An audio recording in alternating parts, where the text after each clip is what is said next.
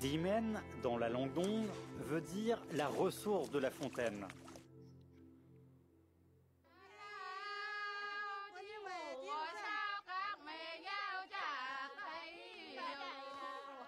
Le village d'Imen, qui se trouve à l'origine de la rivière Tinshui, la plupart du temps de l'année, les jours sont pluvieux. Wu Shunyu est allé chercher du riz dans le grenier. Dans cet environnement humide, le grenier joue un rôle crucial pour le stockage du riz.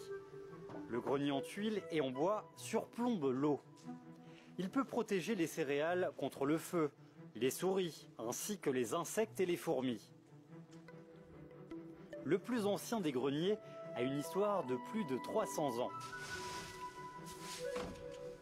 Dans le grenier de la famille de Wu Shunyu se conservent des riz non décortiqués. Sans être décortiqués, les riz peuvent conserver le goût frais pour longtemps. Le riz qu'il a pris aujourd'hui, il compte l'envoyer comme cadeau chez une autre famille au bout du village, qui est dans un même clan familial que lui. À Diemen, après l'accouchement, les femmes organisent une fête un mois après la naissance du bébé. Les membres de la famille de son mari vont apporter le cadeau de mariage chez les parents de la femme.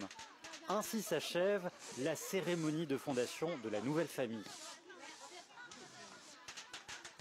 Les femmes du même clan familial vont porter des corbeilles de riz et elles mettent exprès des œufs sur le riz pour exprimer leurs vœux les plus sincères à l'égard du nouveau-né.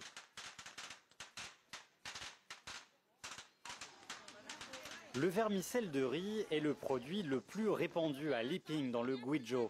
On peut en trouver partout sur les marchés locaux. C'est l'aliment préféré des locaux. Les vermicelles sont tout fins, trempés dans le bouillon de viande piquant. Ils peuvent être utilisés comme aliment de base pour 3 repas. Le riz frais déjà trempé dans l'eau, et c'est la première étape du processus de fabrication de vermicelle de riz de Yongxiuxia.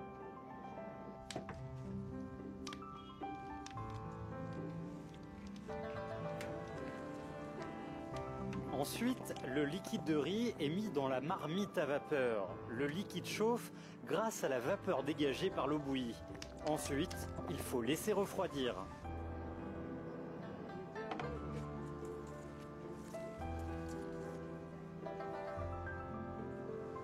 C'est l'atelier typique, spécialisé en fabrication de vermicelle de riz du sud de la Chine.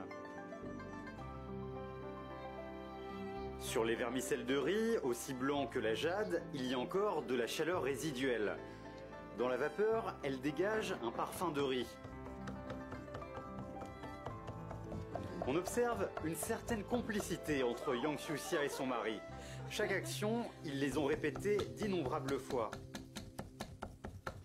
Après le labour au printemps et en été, la récolte en automne, ainsi que le stockage en hiver. Aujourd'hui, plus de 65% des Chinois mangent du riz. La Chine est le pays qui a l'histoire la plus longue du monde au niveau de la culture du riz. Il y a plus de 7000 ans, on a commencé à cultiver le riz dans le cours d'eau du Yangtze. Le riz, de petites plantes de riz, qui dardent ses rayons verts jusqu'au riz doré. Et tout en s'adaptant aux coutumes culinaires de chaque région, il peut servir à faire divers aliments.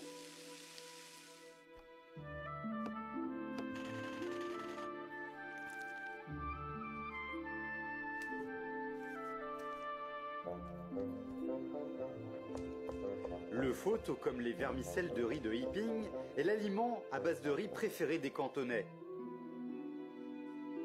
Le pho est apparu pour la première fois il y a 150 ans dans le district Shahe qui relève de la ville de Guangzhou. On l'appelle donc le pho Shahe. Par rapport aux autres pho, le pho Shahe est plus transparent et plus mince. Le goût est meilleur, il est plus souple et résistant. En tant qu'aliment de base, la façon coutumière de préparer, c'est de faire sauter du pho avec du bœuf. C'est également une épreuve pour tester les compétences de base des cuisiniers cantonais. Sauter le pho au bœuf, il faut mettre l'accent sur Huozi. Il faut utiliser un feu de force et accélérer la vitesse pour remuer. Au Aux yeux des habitants du Nord qui ont l'habitude de se nourrir des nouilles,